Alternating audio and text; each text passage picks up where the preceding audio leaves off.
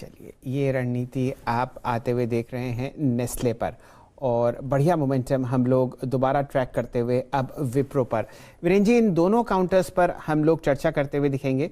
विप्रो के साथ साथ आप एक बहुत अच्छा मूव इन्फोसिस पर भी देख रहे हैं। दोनों काउंटर्स दिन के उच्चतम लेवल पर। डायरेक्टर साहब, दोनों को स्क्रीन पर दिखा दीजिए। और यहाँ पर जो मूव है वो बहुत बढ़िया तरीके से आईटी में आपको तेजी बिखेरता हुआ दिख रहा है। जोड़ते हैं मानस जायसवाल साहब को। मानस जी, पसंद आपकी है विप्रो या इन्फोसिस? देखिए, कोई डाउट नहीं है, चार्ट तो बहुत क्लियर है इन्फोसिस के। विप्रो में अभी भी एक हर्डल दिखता है, मेरे ख्याल से वो जो स्तर है वो 665 670 का है। लेकिन इन्फी ने ऑलरेडी ब्रेकआउट दे दिया है, इन्फोसिस ने एक ब्रेकआउट दिया है, हायर टॉप्स हायर बॉटम्स का कंफर्मेशन है। और पैटर्न को देख के लगता है कि स्टॉक कोशिश करेगा अपने पिछले हाई जो कि 1840-45 की रेंज में है उसको टेस्ट करने के लिए। तो बिल्कुल इन्फी में खरीदारी करिए, 1740 का स्टॉप लॉस रखिए और 1840 के टारगेट सेट करिए।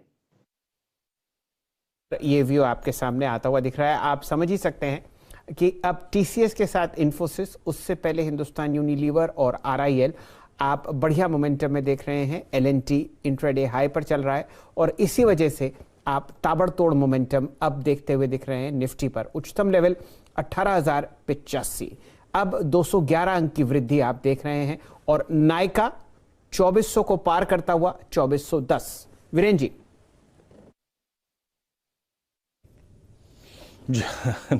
नायका का जिक्र जब होता है तब अगर आप देखें ये एक नए हाई पे होता है। नायका 2407। अब लेके आइए एल&टी इन्फोटेक आपके स्क्रीन पे। एल&टी इन्फोटेक, इस स्टॉक के बारे में हम बहुत बात कर चुके हैं और शैल जी इस स्टॉक के बारे में हम 4200 पे बात भी कर चुके हैं, 5200 पे बात कर चुके हैं, 6200 पे भी बात कर चुके हैं और अब 7200 पे बात कर चुके हैं। और मैं फिर कहूँगा कि 7200 पे भी वही प्रॉपर्टी है जो इसकी 4200 पे थी। एक टिपिकल राउंडिंग बॉटम और कुछ भी कर सकता है ये।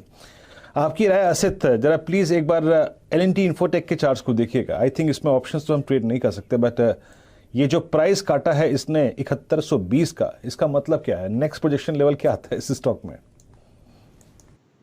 Virendra ji, like setup and structure is all fine, but इतना बढ़ने के बाद रिस्क रिवॉर्ड इतना अच्छा देता नहीं है मुझे, and it is a little illiquid counter.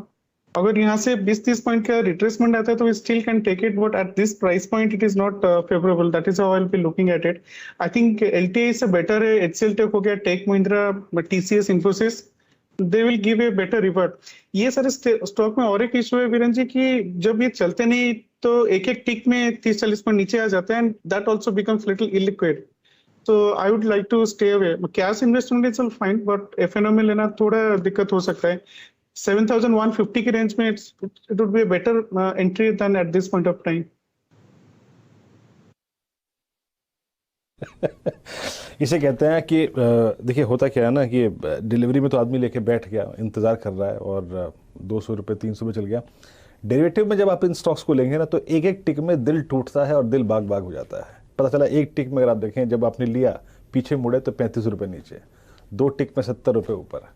तो ऐसे चलते हैं ये स्टॉक। वही बात का जिक्र असित कर रहे थे। खैर चलिए, अब एक काम करते हैं, विषय कुछ तब्दील करते हैं और इस कार्यक्रम में अब हमारे साथ इस शुक्रवार को जुड़ चुके हैं राजेश अग्रवाल जी।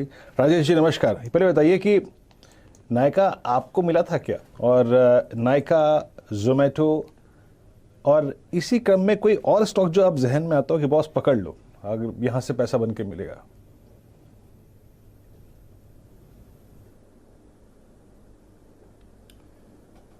गुड आफ्टरनून वीरेंद्र जी, शैल जी, बाकी भी जो पैनल में मित्रगण हैं सबको नमस्कार। अभी गावा सर कह रहे थे कि enjoy the ride till it's going on. So मैं पूरी तरीके से सहमत हूँ उनकी बात से कि नायका में आपको बने रहना है और किसी भी डिप में अगर आपको मौका मिलता है तो ऐड भी कर सकते हैं।